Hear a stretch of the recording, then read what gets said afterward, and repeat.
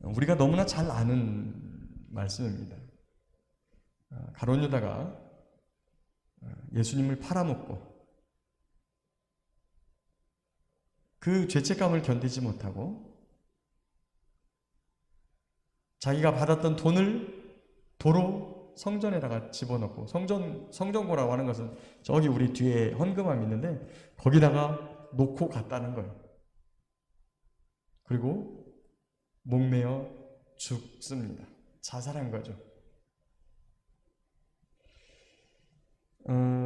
이 부분이 말씀하고자 하는 것은 예수님의 죽음과 관계되어 있는, 예수님의 죽음이라는 것은 단순히 그냥 사람이 났다가 그냥 한 인생이 가는 이런 절차가 아니라 온 인류의 죄를 담당하시는 하나님의 어린 양으로서 십자가의 죽음을 죽으시는데, 그 한 걸음 한 걸음, 한 가지 한 가지가 전부 다 구약 성경에 우리를 구원하러 오는 메시아에 대한 예언인 성취되어지는 것들을 볼 수 있습니다.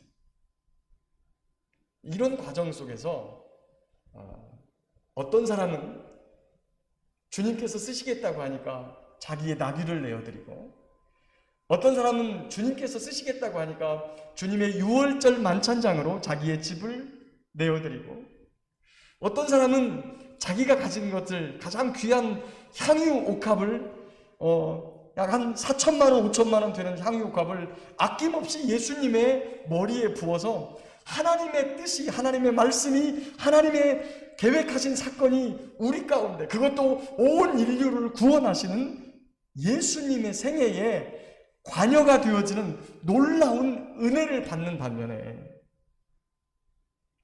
가룟 유다는 아주 비참하게 삶을 마감하고 말았습니다. 자, 그런데 가룟 유다가 어떤 사람이었나 좀 살펴볼까요? 우리로 말하면, 저희 교회로 말하면요, 이 가룟 유다의 직분이 뭐였냐면 재정부장이었어요. 재정부장. 여러분, 교회 재정부장 아무나 합니까? 저희 교회 재정부장과 차장이 누구세요? 도광렬 장로님하고 유재윤 장로님이세요. 여러분, 어때요? 아무나 시켜요? 여러분, 어떻습니까? 저희 교회로 따지면 정말 신실하고 교회의 모든 것들을 책임질 수 있을 만한 그런 분이 교회 재정을 맡고 있단 말이에요. 재정사고가 나면 굉장히 곤란하기 때문에 그러지 않을 분, 아주 신실한 분, 그런 분들을 세워서 교회 재정을 계획하고 또 수납하고 관리하도록 이거를 교회가 그분들에게 일임을 했어요. 우리가 유다, 예수님 팔아먹은 가룟 유다 이래 생각하니까 이런 못된 이런 생각을 하지만, 여러분, 예수님 사역의 재정부장이셨어요. 그냥 시켰겠습니까? 재정부장 시켰을 때 이분을 그냥 시켰겠어요? 아니라는 거죠. 적어도 이분이 나중에는 이렇게 변질돼서 예수님을 팔아먹은 사람이 되었지만, 이분이 그 돈꾀에 손을 대기 전까지는 사람들에게 매우 신실한 사람으로 인정받았다라고 하는 증거예요. 이게 예수님의 돈꾀를 맡았다는 게 그냥 맞지 않아요. 어느 시대를 불문하고 그 회사에, 아니면 그 단체에, 그 모임에 돈을 맡고 있다 그러면, 여러분, 이 사람들이 그래도 어느 정도 믿으니까 그걸 맡기는 거지. 아유, 저 사람한테 맡기면, 아유, 저 사람 못 믿을 사람이야, 이런 사람한테 돈 맡깁니까? 그러지 않죠. 그럼에도 불구하고 가룟 유다는 그 돈에서 그렇게 신실했던 모습으로 사람들에게 보여졌는데, 예수님께서 사역하시는 동안에 들어온 많은 돈을 관리하다가 그 돈꾀에 그만 손을 대고 맙니다. 그리고 예수님을 팔아먹어버리고, 그리고 결국에는 그가 뉘우쳐 스스로, 거기 보니까 스스로 뉘우쳤어요. 3절에 보면 스스로 뉘우쳤어요. 뉘우쳤는데 그의 삶의 끝은 어디입니까? 자살이었어요. 주님께서 항상 제자들하고 하신 말씀 중에, 그리고 성경의 많은 부분에서 우리가 육신의 장막을 벗고 나면, 다시 말하면 육체의 죽음 뒤에는 우리가 무엇을 경험하게 되는 거죠? 그 다음에 주님 계시는 곳으로 직방으로 가게 된다는 걸 구약 성경에서 가르치고 예수님도 가르치고 많은 부분에서 그렇게 가르쳐요. 예수님이 그걸 믿었으면, 그 말씀을 믿었으면 자살할까요? 안 할까요? 안 하죠.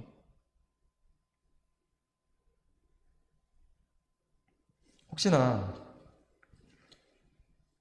저의 지금 이 말을 듣고 걸림이 드는 분이 없기를 소망합니다.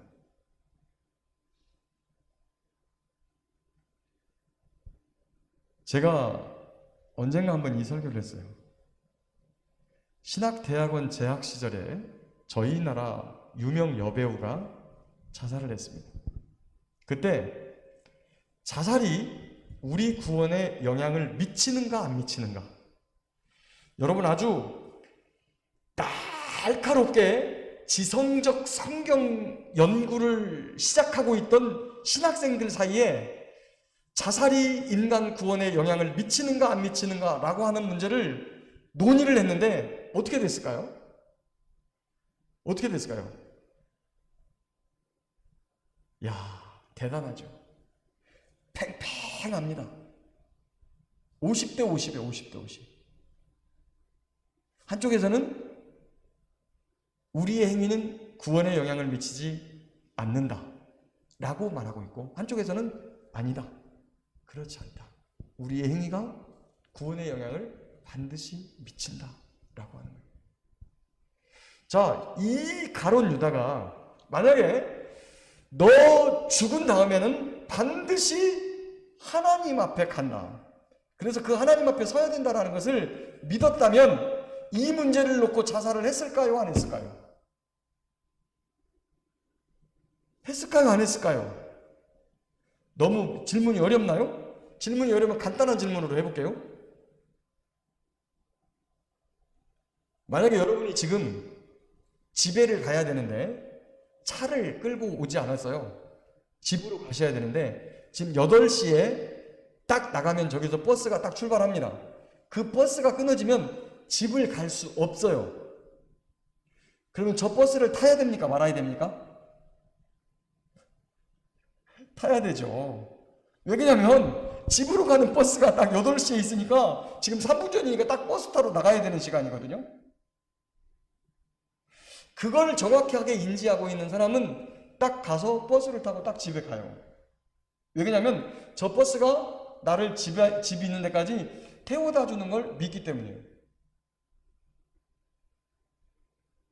죽고 나서 죽은 다음에 반드시 하나님 앞에 서서 나의 삶에 대해서 결산을 해야 된다 라고 하는 부분을 그가 믿었다면 목매달아 죽겠습니까? 그렇지 않잖아요. 그는 하나님께서 하신 말씀에 들어있는 죽은 다음에 다가올 사후의 세계에 우리에게 닥쳐올 것에 대한 경고의 말씀을 믿지 않았기 때문에 자살했다는 거죠. 예수님도 말씀하셨어요. 하나님의 나라에 대해서 수없이 말씀하셨습니다.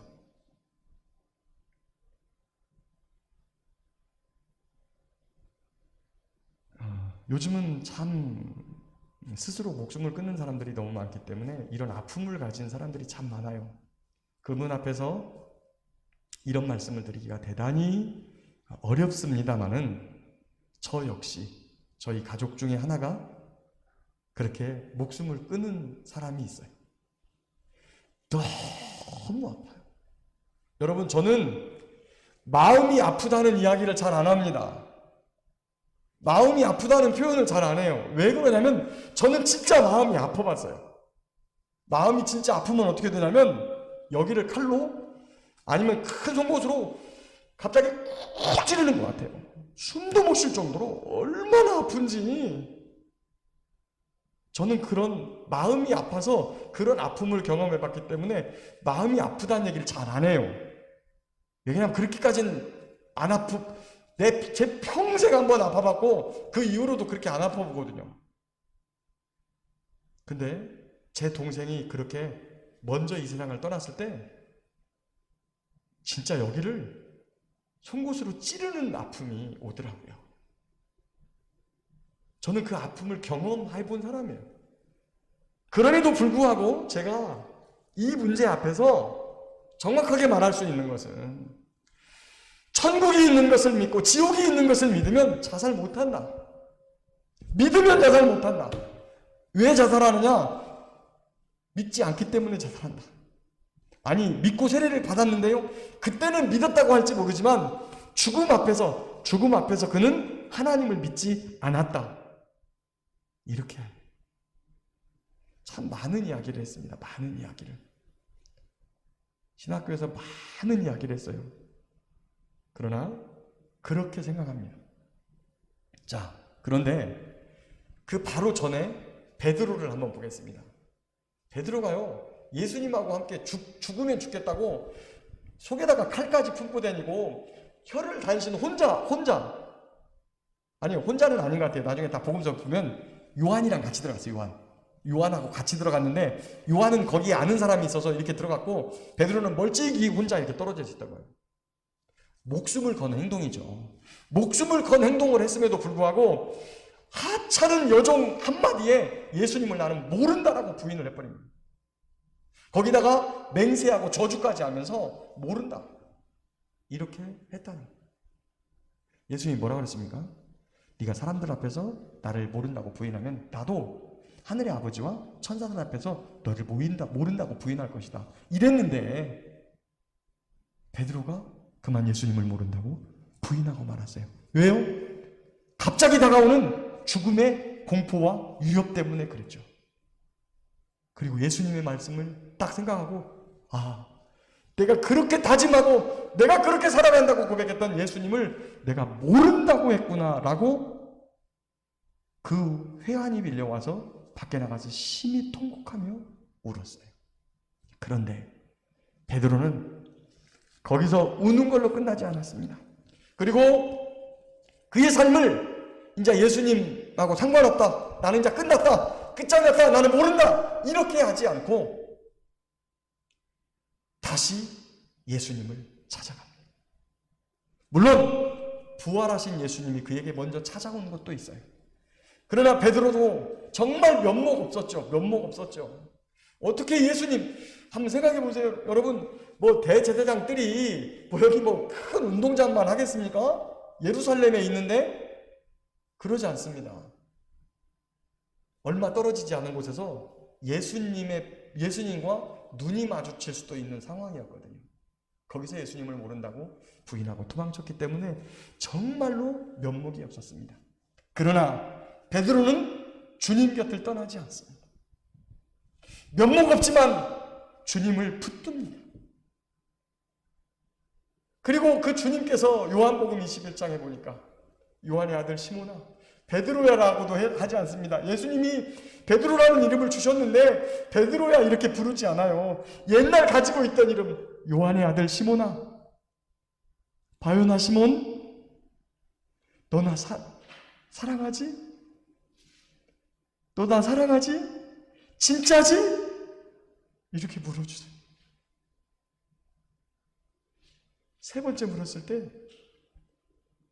본인이 예수님 모른다고 부인한 것이 생각나서 그 주님 앞에서 주님께서 모든 것을 아십니다. 주님께서 모든 것을 아십니다. 그리고 한마디 더 고백하기를, 제가 주님을 사랑하는 것을 주님이 아십니다 라고 고백하고 갑니다. 사랑하는 성도 여러분, 저와 여러분의 삶 속에 때때로 면목 없는 일 때문에 주님이 분명히 바라보시는 것을 알기 때문에 그런 못난이 같은 짓을 하고 죄를 짓고 아유 저런 것도 목사야, 저런 것도 권사야, 저런 것도 장로야 라고 할, 사람들이 알면 그렇게 손가락질 할 만한 이런 일을 한 것을 주님이 뻔히 알고 계시다는 사실을 알기 때문에 주 앞에 나올 때 마음의 옷깃을 여밀 겨를이 없을 때가 있습니다. 그러나 기억하십시오. 하나님께서는 용서하지 못할 죄가 없습니다. 하나님께서 용서하지 못할 죄는 없습니다.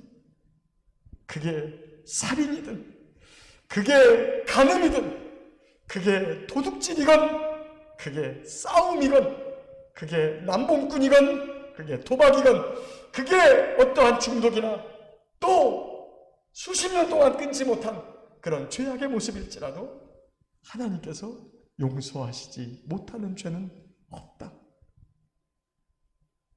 그 주님 곁을 떠나지 마십시오. 그 주님 곁에 있기를 포기하지 마십시오. 그 주님 사랑하기를 그치지 마십시오.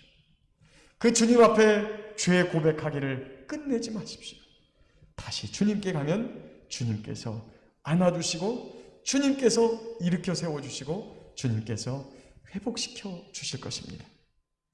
세상 사람들은 이 세상이 다 끝나면, 이 세상이 끝나면, 육신의 생명이 끝나면 아무것도 없다고 생각하기 때문에, 아니 천국과 지옥에 대한 확실한 마음을 갖고 있지 않기 때문에 그 마음이 흔들려서 나중에는 있는지 없는지도 모르겠다, 고난이 심해지고 어려움이 많아지면 천국이 있는지, 내가 천국을 지금까지 붙잡고 있었는지, 내가 천국에 계신 예수님을 믿고 있었는지조차도 잊어버릴 때가 있습니다. 여러분, 그러나 우리의 상황이 아무리 어렵고 힘들다 할지라도 우리를 기다리고 계시며 우리를 향해 생명의 면류관을, 그리고 의의 면류관을, 또 우리를 향해 상급을 영원히 주실 그 하나님이 계시다는 사실을 가슴속에 늘 믿고 그 천국을 향해 달려가기를 포기하지 않는 저와 여러분들 되시기를 예수님의 이름으로 축복합니다. 베드로도 제자였습니다. 유다도 제자였습니다. 베드로는 수제자였고 유다는 돈꾀를 맡을 정도로 인정받는 제자였습니다. 그러나 예수님을 곁에 모셨던 베드로조차, 수제자였던 베드로조차 예수님 모른다고 부인하고 도망쳤고, 예수님 곁에서 배움을 받으면서 예수님 곁에서 기적을 보면서 예수님을 만지고 예수님과 함께 밥을 먹었던 가룟 유다가 예수님 돈깨에 손을 대고 예수님을 팔아먹어버리고, 그러나 그는 스스로 뉘우쳤으나 예수님께 가지 아니하고 자살로 그의 삶을 마감합니다. 지금도, 아니 영원토록 지옥의 불지옥 속에서 고통을 당하게 될 것을 확신합니다. 사랑하는 성도 여러분, 저와 여러분이 누굽니까? 하나님이 사랑해 주시는 사람, 하나님이 붙들어 주시는 사람, 하나님이 목사 만들어주고, 하나님이 장로 만들어주고, 하나님이 권사 만들어주고, 하나님이 집사 만들어주고, 하나님이 예수 믿는 사람 만들어주었는데, 내가 그런 사람이었는데 어느 날 보니까 그렇게 형편없는 인간이 나였고 그렇게 못된 짓 하는 게 나라는 것을 발견했을지라도 주님께 다시 엎드려 죄를 고백하고 주님께 고쳐주기를 간구하고 주님의 사랑과 은혜를 구하는 귀하고 복되는 종이 함께 하시기를 예수님의 이름으로 축복합니다.